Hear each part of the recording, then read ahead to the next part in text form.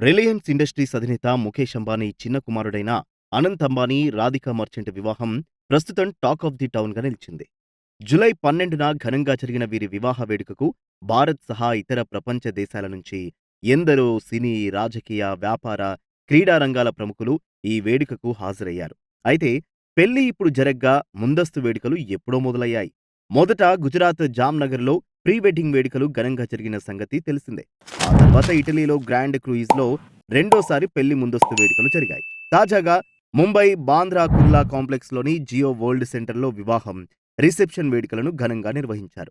ఇదిలా ఉంటే మా ఇంట్లో చివరి వివాహమని చెప్పుకొచ్చిన ముఖేష్ అంబానీ ఈ పెళ్లి కోసం ఎన్ని కోట్లు ఖర్చు పెట్టి ఉంటారన్న దాని గురించి ప్రతి ఒక్కరూ సోషల్ మీడియాలో తెగ చర్చించుకుంటున్నారు. అయితే అంబానీ ఈ పెళ్లి వేడుకల కోసం మొత్తం తమ నికర సంపదలో కేవలం 0.5% మాత్రమే వెచ్చించారని NC financial advisory services founder Nitin Chaudhary తన అనాలిసిస్ రిపోర్ట్‌లో వెల్లడించారు. అయితే సగటు భారతీయ కుటుంబాలు తమ సంపదలో ఇంతకంటే పెద్ద మొత్తమే ఖర్చు చేస్తున్నాయని ఆయన చెప్పుకొచ్చారు. అది ఎలా అంటే 50 లక్షల నుంచి కోటి వరకు నికర సంపద ఉన్నవారు తమ కుటుంబంలో వివాహాల కోసం 10 నుంచి 15 లక్షల వరకు ఖర్చు చేస్తున్నారట.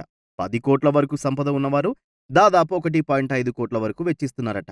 ఇది వారి మొత్తం సంపదలో చూసినట్లయితే కనీసం 5-15% వరకు మాత్రమే అని, అదే అంబానీ మాత్రం తన సంపదలో 0.5%మే కుమారుడు అనంత్ పెళ్లి కోసం ఖర్చు చేస్తున్నారని వివరించారు. అంతర్జాతీయ స్థాయిలో సింగర్లు, డాన్సర్లు, నటీనటులు, క్రీడా, వ్యాపార, సినీ రంగాల ప్రముఖులు ఎందరో వచ్చినా మొత్తంగా దాదాపు 5,000 కోట్ల వరకు మాత్రమే ఖర్చయినట్లు తెలిసింది. ఇది $0.6 బిలియన్ వరకు ఉంటుందన్నమాట. ఇక అంబానీ మొత్తం సంపద $123.2 బిలియన్ ఉండగా అందులో $0.6 బిలియన్ అనేది కేవలం 0.5% మాత్రమేనని తెలుస్తుంది.